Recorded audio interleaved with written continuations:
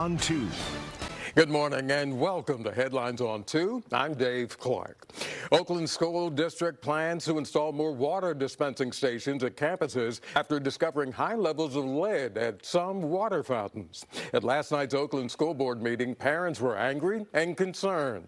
About 7% of water tests back in April found elevated levels of lead. Parents and teachers demanded to know why they weren't notified until earlier this month at the beginning of the new school year. It's scary, it's enraging, but it's also not something that comes as too much of a surprise. What is a surprise is that OUSD knew about it in April when they tested all the schools, and they didn't let us know till the beginning of the school year. And they didn't have a plan. Now, the Oakland school superintendent apologized for the delay, calling it a failure on multiple levels. Are taking full accountability, including a full personnel investigation for these shortcomings, and are determined to ensure that such failures do not occur in the future. The Oakland School District blames aging infrastructure for the lead contamination. It's going to cost more than $38 million to fix and replace the old water pipes. Officials say the school district doesn't have the money, but they're hoping to get funding from the state and federal governments. A mother is speaking out after her son was attacked inside the locker room at Dublin High School. Cherie Barfield says her son, Dasani, was a freshman who was beaten at the school last Friday. According to her 14-year-old son, he had been in an argument with a female student, and the girl's mother confronted him after school with 4 other teenagers. Ms. Barfield says her son suffered serious injuries and ended up in the hospital. She's now demanding action from the school district. He was diagnosed with a concussion, and he had a black eye, and then he had a broken nose, and of course he's traumatized. And they slammed his head into the locker and everything, and that's where the concussion came from. Now, Cherie Barfield owns a restaurant called Cherie's Southern Kitchen. This coming Sunday, she plans to hold a unity brunch to raise funds and raise awareness. Police say as the investigation continues, the attackers could face charges of felony assault. The Santa Clara County Coroner's Office has now identified the woman who was killed on Monday afternoon in a wrong-way crash on Highway 85. It happened near Santa Teresa Boulevard. 47-year-old Rebecca Joan Olson of San Jose was driving in the northbound lanes with her 14-year-old son. Both were killed when a speeding pickup truck slammed head-on into their car. At last check, the driver of that truck, Duncan McQuarrie of Florida, is still in the hospital.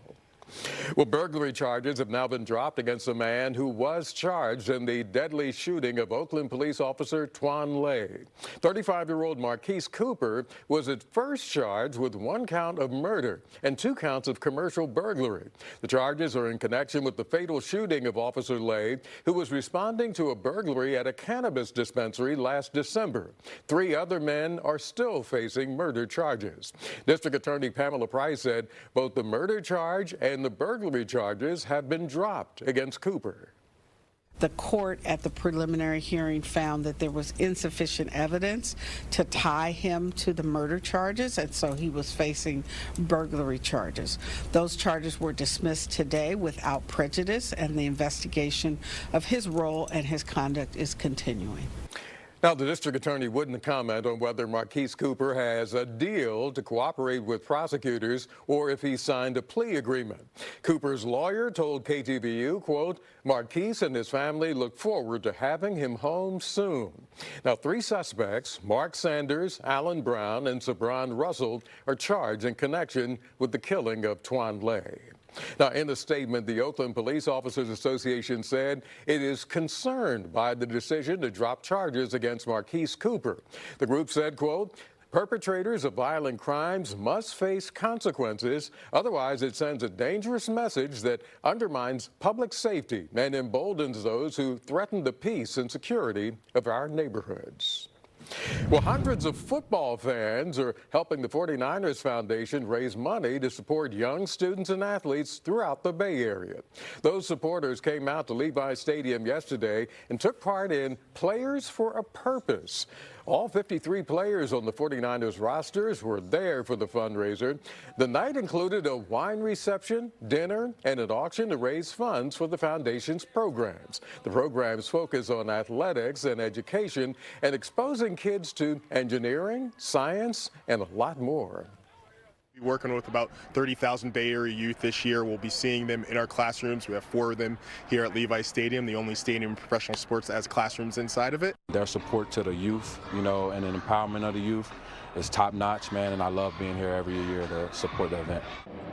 Now, the 49ers Foundation is a nonprofit organization created in 1991, and since it began, it's invested more than $50 million into underserved Bay Area communities.